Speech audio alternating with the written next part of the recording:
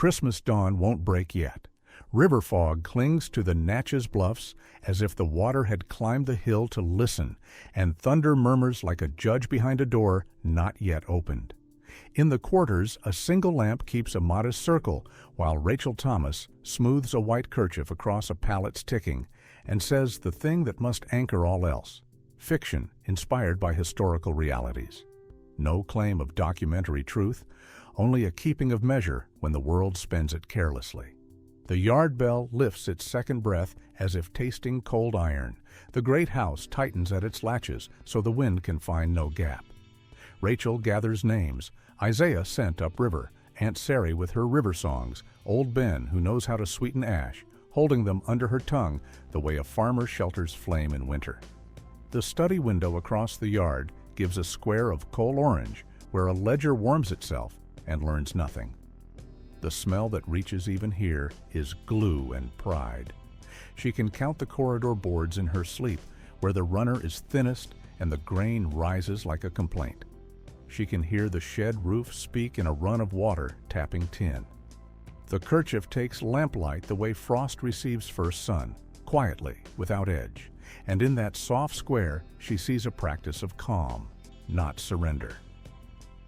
Bells will be sentences today, she thinks, and doors will decide whether they are walls or ways. Her hands are work-sure, salt lines at the knuckles, a small cut near the thumb, mended with lie and patience. She sets the kerchief beside a chipped cup as if both were instruments in the same hymn.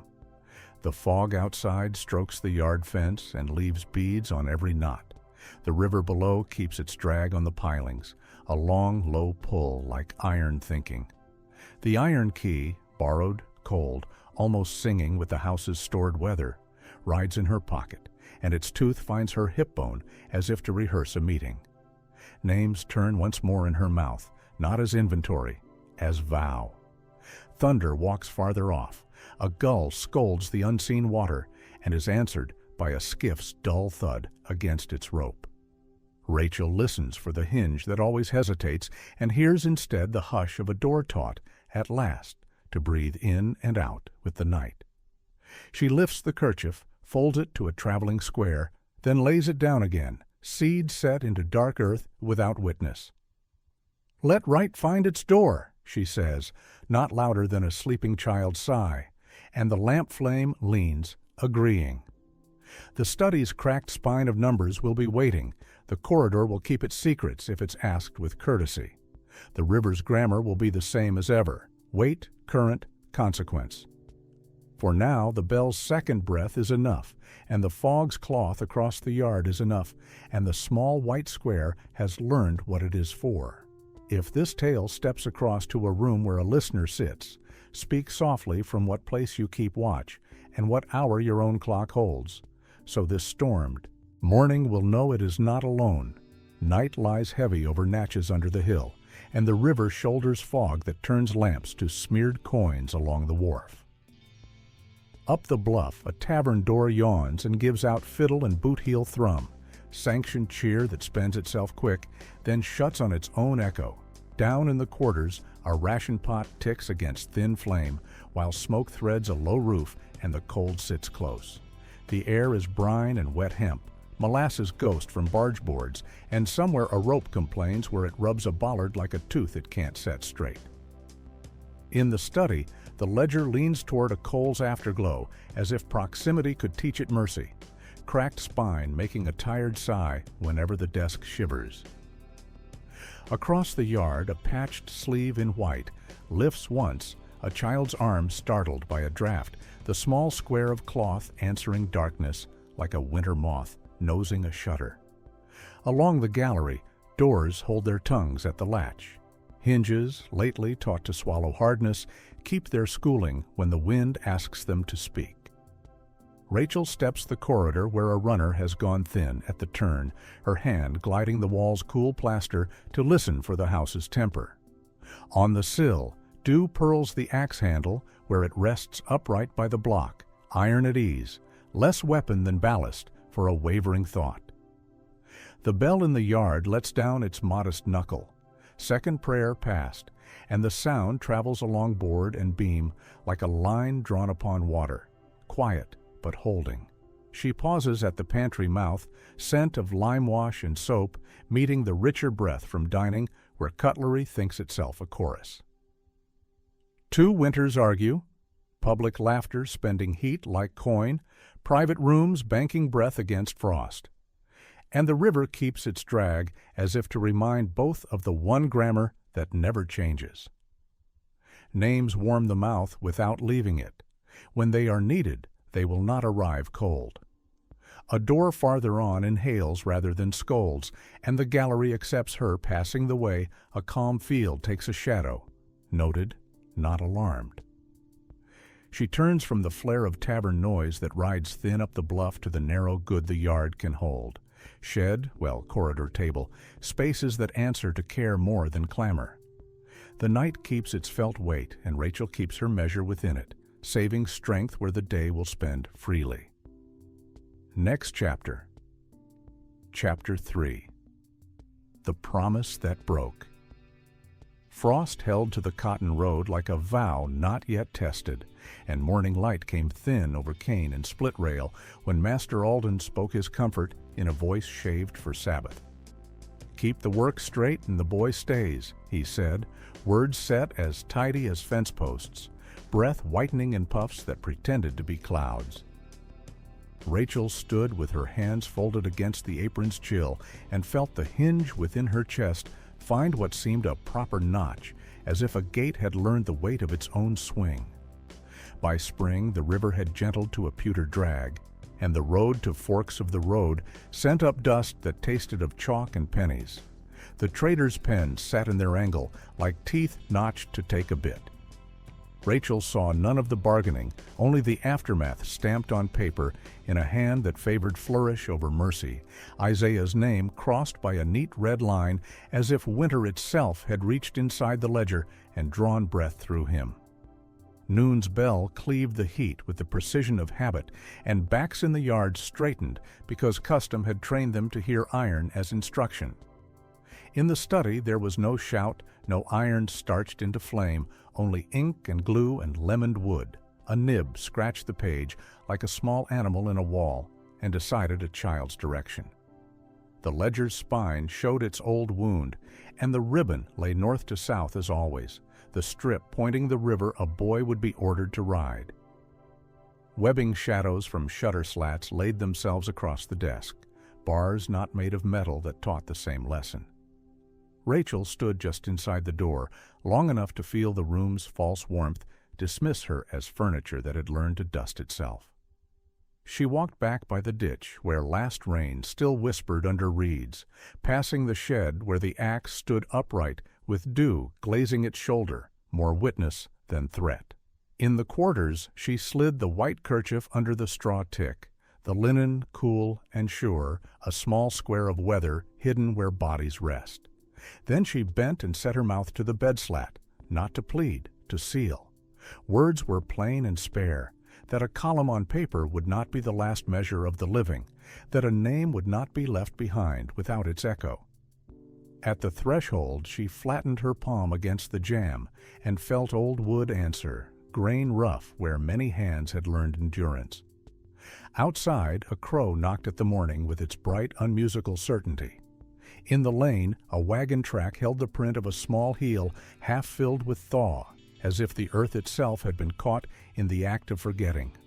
The sun climbed toward the market makes at noon, and the bell would find it. Rachel turned the hinge inside herself once, slowly, and let it rest on a catch that would not give to the same word again.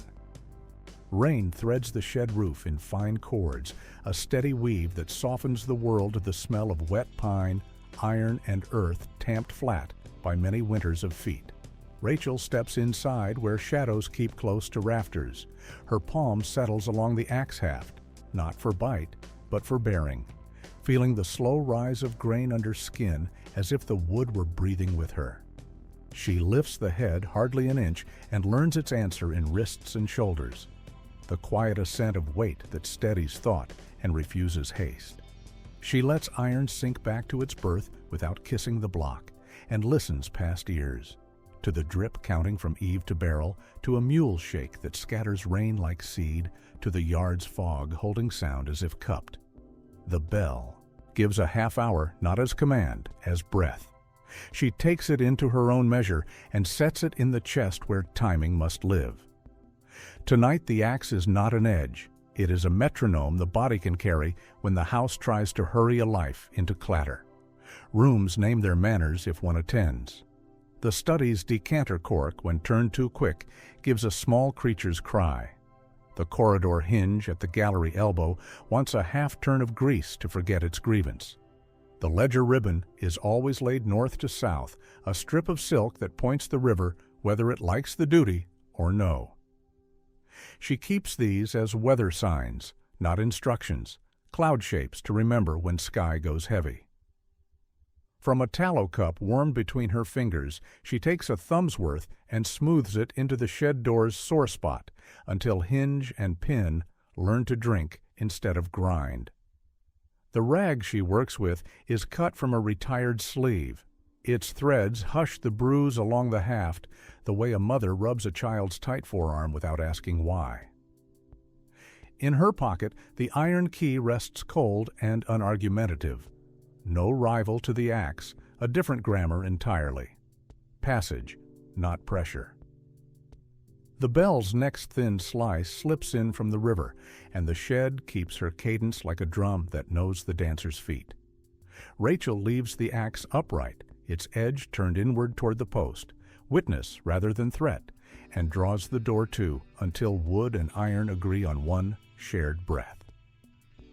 She steps back into the yard's damp hush with timing set and temper even, the house ahead holding its seams for what must be asked gently to open. Fog thins along the bluff and leaves the house in its own weather, varnish holding the chill like a polished lie. Rachel pauses where the front corridor elbows toward the door and lets each room speak the man who uses it, so the night ahead will know how to lay its hands. The bell upriver loosens a single tone and lets it walk the boards, a measure, not a mercy. Master Alden keeps company with walnut and figures. His study stacks ledgers like ramparts and mistakes their order for law.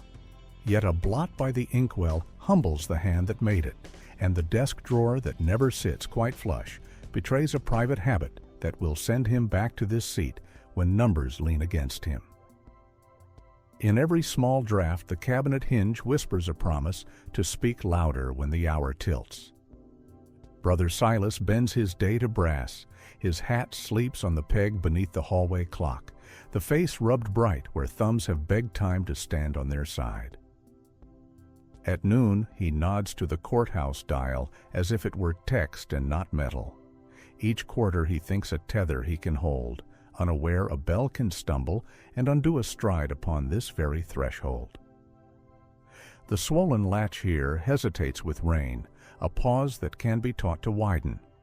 Overseer Pike owns the stair by force of boot. The risers know his weight and complain in a voice he calls respect. On the landing he turns as if a pulpit had pivoted for him, trusting wood to carry his thunder when scripture runs thin. Wax and wool scent the back passage. A sanded tread stands ready to swallow a boast whole. Judge Tolland eats dominion with his bread. The dining hall honors him with shine and hush, a seating chart drawn like a map of obedience. He believes the head fixes fate, but the line from pitcher to plate is a river that can be redirected by a hand's small angle. The door to that room opens with perfect courtesy, and for that very reason it can be asked to give one quiet beat more. Rachel lets the iron key ride her palm like a cool star and returns it to her pocket, where it will keep counsel without clamor. The axe in the shed is not an edge tonight. It is a weight that steadies a wrist against rashness, a silence one can lean on. She gathers these 4 lessons the way a seamstress gathers thread ends, and turns toward the yard where routs and hinges wait their teaching.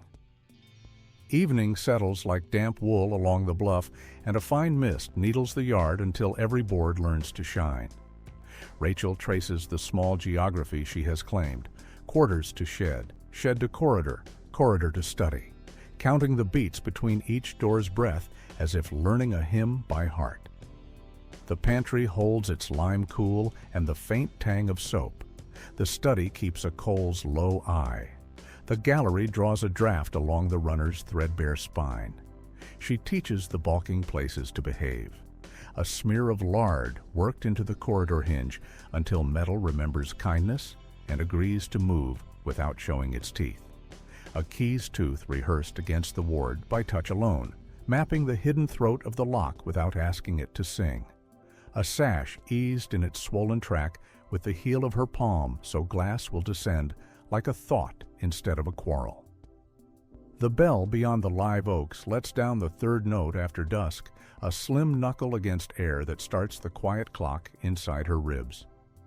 She folds a white cloth to cradle shape, corners squared like a small boat, set to carry what must pass through rooms without a name. Bitterness decants to amber in the pantry's shadow, no sermon in it, only color and patience, while the ledger ribbon in her apron pocket waits to learn a gentler duty than pointing river and sail. Names rise and settle behind her teeth, blessing, not inventory, so speech will come warm if called upon. At the study door, she stands long enough to read the grain's old arguments beneath her fingertips. Inside, numbers sleep proud and unrepentant. She does not disturb them. In the shed, the axe rests with its edge faced inward, a ballast for the hand rather than a blade for the hour. She lays her palm along the haft as one steadies a friend in a crowd and leaves it there to learn her tempo. The iron key rides the other pocket, cool as a winter star, promising passage without flourish. Mist beads the gallery rail and prints her skin with cold commas that refuse to become a sentence. Rachel breathes the house once, slow, and stores its weather in the chest where timing is kept dry. When the bell farther downriver sketches the quarter hour, she turns back toward the quarters, steps counted and saved, the folded cloth riding her palm like a hush that knows its work. Fog presses close to the bluff and makes a room of the yard. Quarter hour before midnight, the town bell begins its slow climb toward the 12th, iron-working breath into air it intends to divide. Rachel stands between the magnolia and the well where the ground keeps a cooler dark, her boots set as if figures might be written underfoot, and lets her lungs take the measure the bell proposes. The river below drags at its banks with patient hands. From the shed, a mule shifts once and lets the rain fall from its flanks like beads shaken off a string. She begins with the living, because the living are weight that must be shouldered first. Aunt Sary, with the cracked hymn that outlasts weather. Old Ben, who reads ash. Liddy, quick and small in the side hall. Leah, whose knees know every stair. Names rise and settle, rung by rung, and the climb steadies. Then those who have been thinned by distance. Isaiah sent upriver to another man's arithmetic. Ruth, who was counted as someone else's help, then gone without farewell. A cousin whose laugh Rachel can recall, but not the shape of her ears. She does not cast the names outward. She lines them along the ribs so they will hold when the house tries to scatter them. The axe remains where it should, upright in the shed's mouth, not arguing, a witness at meeting rather than a gesture toward harm. Rachel carries instead the iron key and a ribbon from the ledger's throat, silk abraded by years of closing. She has bound a small packet with that strip and taught it a softer duty, hidden beneath the fold of a white cloth in the pantry, where sight will pass over neatness without suspicion. The knot at her wrist, a kerchief square turned narrow, keeps the hand from quivering and reminds the pulse of its office. She moves to the gallery, where boards remember footsteps and yet can forget a careful one. The runner thins at the elbow, and she chooses the plank beside it, the way a reader takes a margin to spare a page. Her fingers catch the rail's dew and leave no trail, a courtesy returned for a courtesy taught to hinges days ago. Doors drowse with their latches lifted. One inhales as she passes, not a complaint, an agreement to remain ordinary. In the pantry's cool, she checks the ribbon's hold once with the lightest tug and lays a clean napkin over the square cradle until it looks like nothing but readiness. She lets time be breath, not counting aloud where echo makes arithmetic public. The bell up the hill gives another small portion of its climb, iron shy of completion, and she steps back into the yard to finish the litany the place deserves. Fields, dock, corridor, study, spaces spoken as kin so a threshold hears itself welcomed before it is asked to open. The well has its own cool voice at this hour. A bucket settles against its rope with the soft cluck of trust. Let the doors be ways tonight, and let bells be true, she says into the seam of dark where fence meets vine, and her mouth barely moves. Along the side wall, the sash she coaxed from swelling offers a thin draft like a letter slipped under. She steps over it so the message can travel unbothered. The house shows its ribs, slats of light beneath closed doors, breaths of warmth that hoard themselves. She takes the spine path between, timing her footfalls to the pulse of the bell's unfinished sentence. When she reaches the side window, the hinge keeps the manners she taught it, and the pane yields its breath without sting, making a gap no wider than a hand can pass. The magnolia keeps the night with her, the well gives back the sky and a coin of black water, and the bell's next fraction gathers itself like a bird folding before flight. She draws in the dark's measure and steps where the study will receive her, leaving behind a yard that holds her shape only long enough to release it. Fog presses close to the bluff and turns the yard into a room with walls made of breath. Quarter hour before midnight, the town bell begins its slow climb toward the 12th, iron lifting sound as if weighing it. Rachel stands between magnolia and well where the ground keeps a cooler seam, boots placed as if figures could be written beneath them, and lets her lungs adopt the bell's measure without owning it. The river below drags at its banks with the patience of an oar held in still water, and from the shed a mule shakes once, scattering beads of rain like seed shaken from a dry pod.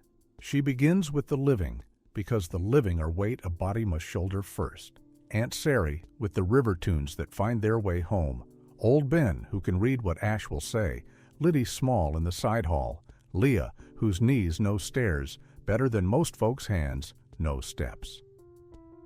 Names rise and nest, rung set above rung, until the climb steadies and the chest learns its work. Then the thinned by distance ones, Isaiah carried upriver into another man's sums, Ruth counted as help, and then unnamed by absence, a cousin whose laugh she can fetch, but not the exact tilt of her ear. She does not throw the names outward. She lines them behind her ribs so the house will not shake them loose when it tries. The axe holds its watch in the shed's mouth, upright and unshowy, a witness at meeting rather than a finger pointed at harm. Rachel carries instead the iron key and a strip of silk taken from the ledger's throat, the ribbon abraded by years of closing now, binding a small packet she has taught to keep quiet. It rests beneath the white fold in the pantry that ordinary eyes will pass as nothing but neatness.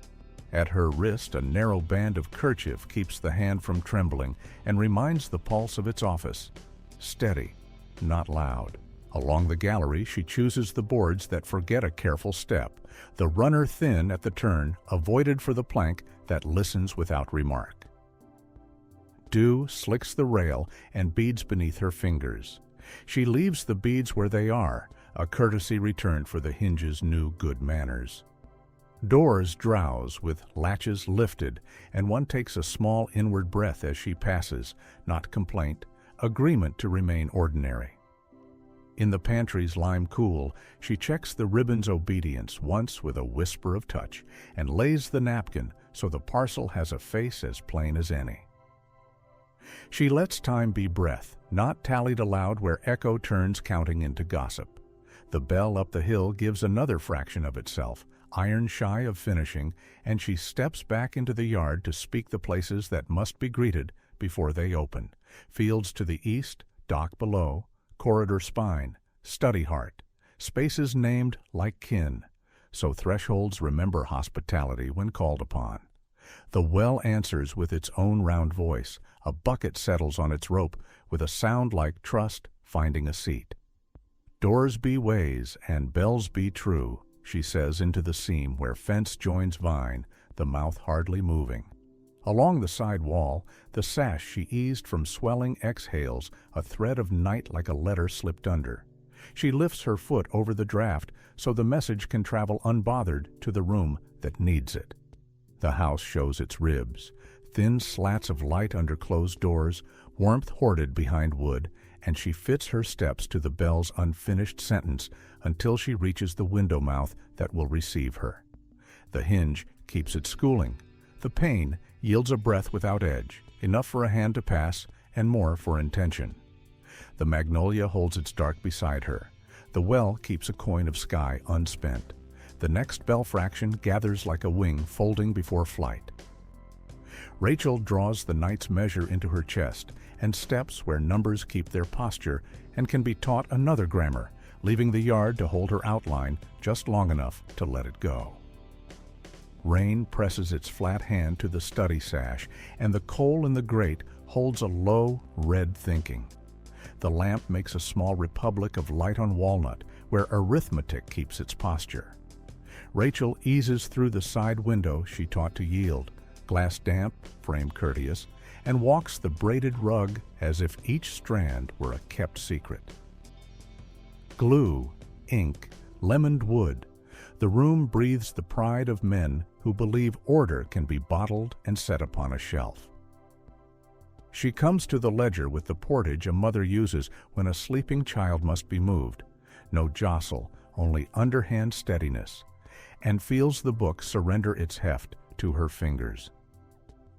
The page that wronged Isaiah waits beneath her breath, the red stroke thin as a winter ditch. She folds the leaf over itself so the wound rides under the book's own skin, not healed, not displayed. Columns stand to attention down the margins, and for once their habit of alignment seems like a mistake a room might be taught to correct. The decanter sits with its 2 cups as if it had been set there by a quiet prayer. Rachel lays a white napkin under the tray, not ornament, bearing, and twists the cork slowly until the planted sound arrives, small and frightened, a creature in a wall. The amber lifts to the lamp as if warmth were a character trait, and she pours a careful finger that shows nothing but hospitality to a man who would not know how to spell the word if he had to write it for himself. In her apron, a packet bound with the ledger ribbon rests against her hip, the silk gone soft from long closing, now given a gentler purpose. Keys jingle in the corridor, coins unsettled in a pocket, and the latch answers a hand that always expects to be answered.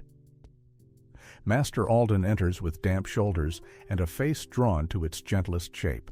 He drops the keys into their accustomed dish and strokes the ledger's back as if it were a creature that needed petting. The window's learned quiet does not betray that it opened. The folded page does not confess its modesty. The cup offers the amber it has been taught to offer. He drinks a fraction and lets his jaw loosen by a coin's width, the difference a man swears he cannot feel. Rachel has already stepped back into the corridor's thin weather, wood smelling of beeswax and old wool, letting the iron key keep its chill against her thigh. Answer to a different question than this room can think to ask. She settles the sash with 2 fingers and asks it for silence. It gives. Inside, arithmetic resumes its clean lines with a little sway. In them, no column will admit. Rain glosses the outer sill. Her cloth lifts the wet and leaves only what any dawn might explain. The study takes its own portrait again, polish, coal, order taught to sit, and Rachel moves along the spine of the house with the measure she brought in and did not spill. The side hall keeps a cooler breath than the dining rooms, stone flags lifting chill through soles, while the kitchen sends a salted gust of broth and singed bread through its cracked door. A bell tings once, no flourish, a thread pulled taut, and the latch beside it, waits with iron's plain face for a hand to teach it manners. Liddy stands slight as a reed, with a tray balanced at her forearms, elbows tucked, eyes fixed where liquid meets, rim the way the careful fix their hope. Rachel steps from the paneling seam with the white at her wrist narrowed to a quiet band, no longer a sign of service, a hush laid over haste. "Mind kindness," she breathes toward the jam, and lets her body give the right of way. Etiquette turned on its head, human first. The hinge, lately schooled, trades rasp for breath. The door swings like a thought that has remembered its sense. 2 trays wait at the sideboard, their circuits chosen by habit and rank. With fingers that read wood grain like lines of a psalm, Rachel slides the ribbon-bound parcel from the shadow of one plate to its neighbor whose path will carry it where it must go, payoff B carried in the ordinary face of neatness.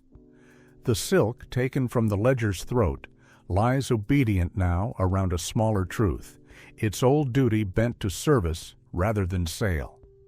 Footsteps rasp the corridor, leather quick, temper tight, and Liddy steadies, jaw set, small and brave. Rachel lets steam purl into her napkin as she lifts a cup's edge, hiding scent behind heat so the air keeps its counsel. Her gaze drops to tile as if counting flaws, the way one survives watchfulness. The latch gives and takes in a clean exchange, and the corridor's breath smooths the seam of their passing. Outside that door, the yard mud holds their careful prints without shouting, 2 ovals paired like measured notes laid soft on a staff. The bell stirs again, thinner as if metal had spent itself to be heard and would not boast. Liddy goes on, back straight within her narrow frame, a pilgrim whose relics are soup and bread for those who mistake eating for rule. Rachel returns to the panel's shade, the band at her wrist, steadying pulse rather than pleading. The door resumes its plain face as soon as the swing is done, wood remembering how to be threshold instead of test. Above, a draft stitches itself back into the gap and disappears like a message delivered without fuss. The hall keeps its cool, the kitchen its richer weather, and the next room down gathers its shine for a meal that thinks it is fate.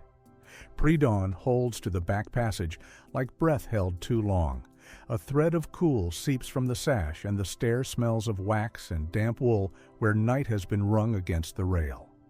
Overseer Pike climbs as if steps were a pulpit, boot leather speaking its stiff amen, while a sermon gathers in his throat by habit rather than heat.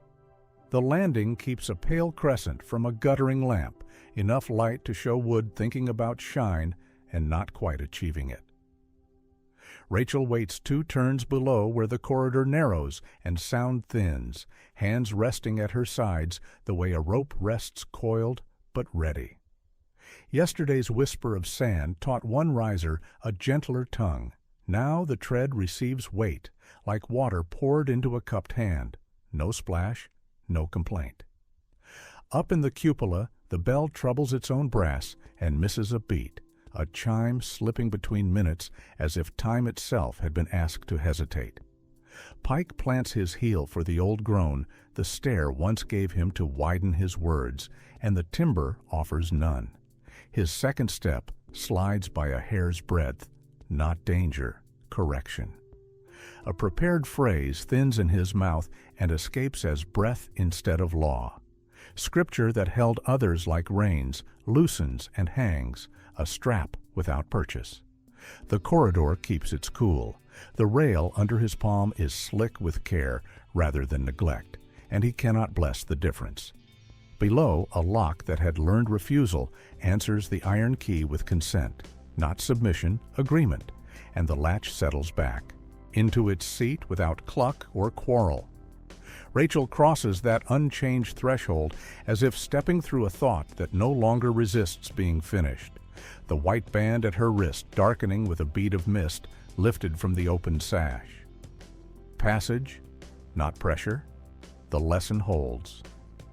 On the landing, Pike coughs to find the authority the bell did not give him. The delayed stroke arrives thin, a tail of sound without a head, and leaves him smaller than his boots. He looks for splinters to blame and meets only polish earned by quiet hands. The stair receives his descent without praise, as if teaching a man to come down were the most ordinary thing in the world. Rachel lets the door draw to with a shared breath, wood and iron agreeing to keep counsel, and the passage resumes its pale weather as if no human had asked anything of it. She turns toward the brighter hall where silver will be set, and maps of seating will pretend to be fate, her measure kept even, and her hands empty of haste. Late morning loosens from the storm and lays a pale shine along the gallery before spilling into the dining hall where the long cloth is drawn tight as doctrine. Knives align to imagined meridians, goblets wait with their thin throats lifted, and the door from the corridor opens with a single clean breath, hinge remembering its lesson without asking credit. The room receives the county's appetite as if it were weather, and chairs accept bodies that believe themselves to be compass points. Judge Tolland arrives with his practiced ease, and Master Alden sits to his right, Brother Silas to his left, Overseer Pike further down where the stair has taught him less than he thinks. Factor Ellery would fit here in another telling, but the places at this table already know whose elbows will claim them. Napkins unfold like flags meant to signify calm rather than conquest. Conversation begins in the low rustle of men who prefer their convictions to be the loudest instrument and yet keep their volume trimmed for show. The square bell beyond the live oaks touches 1:45 into glass and cloth, a bright thread that stitches time through the room's fine manners. At the sideboard, ledgers sit like bound winters, unnecessary, present, unwilling to be left out, and their ribbons lie down as if tired of pointing. The decanter that learned a new sermon in the study now stands mild as honey, its amber catching the lamp in patient facets, 2 cups waiting with the innocence of service. Steam from tureen and dish obeys its own laws. The air smells of roast and cinnamon and the faint metal of polished fork, a scent that wishes to be virtue and falls short. Rachel keeps to the corridor's shadow, where she can read currents instead of faces. The seating is a geometry that imagines fate, but the river of serving can redraw any coastline. A plate leaving early shifts the tide of a hand, a pause at the door teaches a new confluence. She levels a tray so the surface of the soup is a small mirror that refuses to speak. The white at her wrist becomes a quiet signal, a fraction of cloth that tells a young runner when to cross and when to wait. Pouring begins. The amber keeps its posture, bowing without spill, and Judge Tolland nods as if he had choreographed gravity. Master Alden steadies his glass with a thumb that cannot quite forget its tremor. Bread moves like a sacrament stripped of its mercy. Salt slides in a prescribed wind. Knives gleam with the discipline of tools that have forgotten the hands that clean them. Across the cloth, Brother Silas glances toward the door as if the bell itself might enter and bless his talk. Rachel clocks the angles, pitcher to plate, plate to guest, guest to pause, and folds a breath into the open beat the hinge grants her. 2 settings exchange their place under the white's brief shade, a trade no map of precedence can chart and no head of table will feel. Payoff D resting in plain sight, as if invisibility were a virtue learned by long labor. The ledgers on the sideboard do not stir, but dust writes a softer sum across their backs, a witness that needs no clerk to be true. The bell clears its brass for the last quarter before noon, and the room inhales for verdict without knowing it has done so. Chairs re-angle by inches, laughter thins, a spoon meets china with a small bright strike, like a pin tapped on a pane. No omen, a note the ear keeps. Rachel lets the door release one more sliver of time, enough to place what must be placed and withhold what must be kept until another hour, then turns back to the corridor where quieter rites complete what clamor begins. Late morning settles its pale hand on the pantry window, and the room keeps its cellar cool. Lime on the boards, soap faint on the air, a quiet of crocks and wooden spoons. Rachel sets a small cup by the sink, porcelain thinned to translucence with years of lips, and tilts the pitcher until water slips in a silver ribbon that makes no sermon of itself. Glass answers clay with a modest note, and in that restraint, her breath unlocks a knot she had not known was fastened. She opens the white cloth on the board and smooths its corners with the heel of her hand, not to brighten, to bare. The iron key comes out of the pocket and lies along the fold, its tooth aligned to weave, authority set down so choice can stand of its own making. Names rise behind her teeth: Isaiah, Aunt Sary, Liddy, warmed by the mouth so they will not arrive cold if called. From the dining room a laugh glances off plates and fades. Up from the river a low bell claps once under the rafters, not verdict, reminder. She wets 2 fingers and touches temple and jaw, cool marks where worry keeps residence, then slides those dampened tips along the bulky hinge of a cupboard door as if to teach it patience by example. The ledger's arithmetic, busy with its posture beyond this wall, cannot find entry here. This chamber speaks the grammar of cups and cloth, of hands, exact and gentle in the same motion. She rights the pitcher and sets it opposite an empty plate, a quiet symmetry answering all the amber elsewhere without naming it. The key rests, a witness without insistence, and nearby a folded napkin keeps its shape like a vow that won't require spectacle to hold. The ribbon in her apron, once tasked to point sail and river, binds a primer's frayed spine in a thought she allows herself and then releases for later light. She lifts the cup and drinks. The water goes down and leaves order behind it, a clean line drawn where heat had scattered scents. The cup returns to wood with a click small as a button put away, and the key finds her palm again, kept, not brandished. When she steps back into the corridor, the pantry absorbs her absence without echo, the door closing on a breath as shared as any blessing. Noon hammers itself into the courthouse brick until the mortar shows pale like old scars, and the sun holds at zenith as if nailed there by will alone. The square gathers in layered weather, parasol shade, hat brim glare, the rasp of boots, the tidy speech of keys, while doors open and close with the neatness of mouths trained not to chew their words. Heat settles on Rachel's shoulders as a practiced hand might, but her gaze keeps level, not to scald, to refuse the script others have brought to read. Inside, the corridor smells of varnish and old paper, rubbed thin by fingers that wanted law to feel like wood. Benches shine from generations of waiting. A fly tests the stillness as if it were glass. A clerk, voice honed to carry, not to care, rolls Rachel's name like a bead between forefinger and thumb, each syllable set apart, as though a body could be paced into obedience. She lets the sound reach and pass and speaks her premise clear in the quiet that follows. Fiction inspired by historical realities. No claim of documentary truth, only a reckoning that declines to count people as coin. Master Alden sits farther back than pride prefers, shirt collar starched against a night that didn't steady his hands. Brother Silas holds his jaw to the courthouse clock as though brass might swear for him. Overseer Pike's mouth is a line he mistakes for virtue. Judge Tolland composes a mask fitted for pity he will not spend. Flag, rail, gavel, each takes its place as if arrangement were absolution. The gavel's head rests with the pose of a small god that hasn't earned its altar. The bell in the cupola lifts once and lets a single stroke fall clean through the heat, dividing shadow from shine with the edge only sound can keep. In the hush it leaves, when dust hangs and even paper forgets to breathe, Rachel finds a shard of sky saved above the transom, blue that won't burn to white.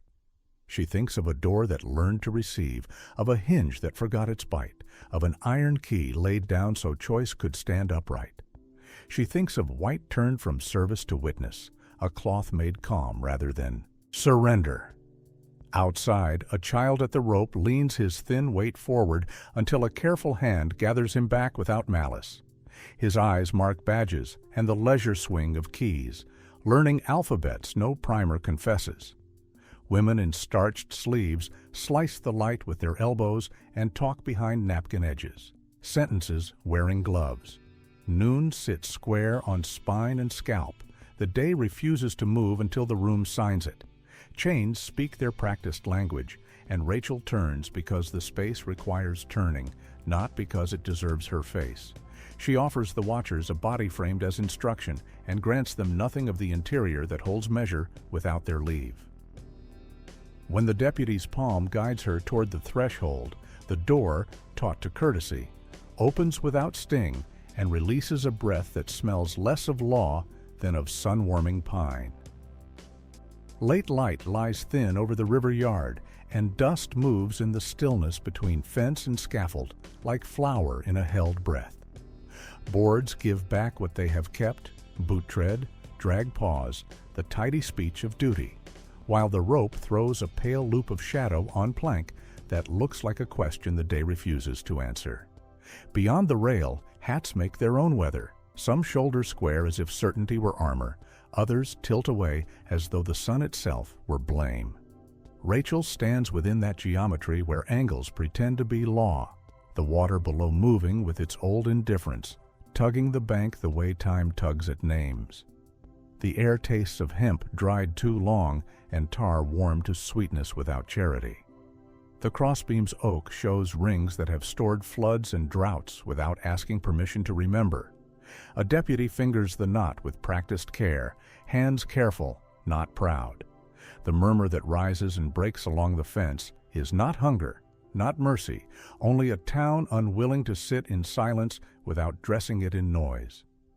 From her pocket she unfolds the white kerchief, cloth once tasked to wipe a master's mouth, to lift crumbs from authority's plate, and opens it to its clean square the way a window is opened for air.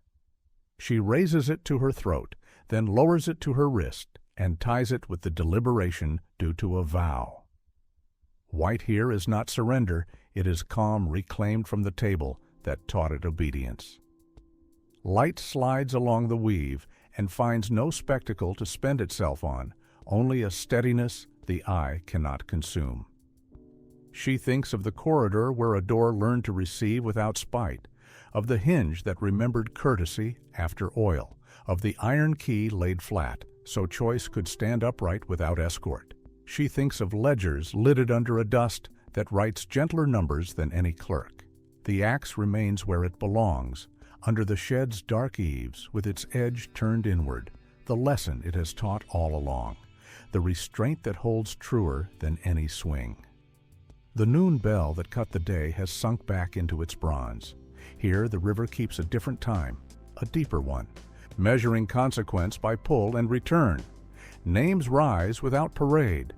Isaiah caught in another man's sums, Aunt Sary whose songs walk water, Liddy with her tray's small pilgrimages, Old Ben who reads what Ash will say, and those the town cannot call correctly yet.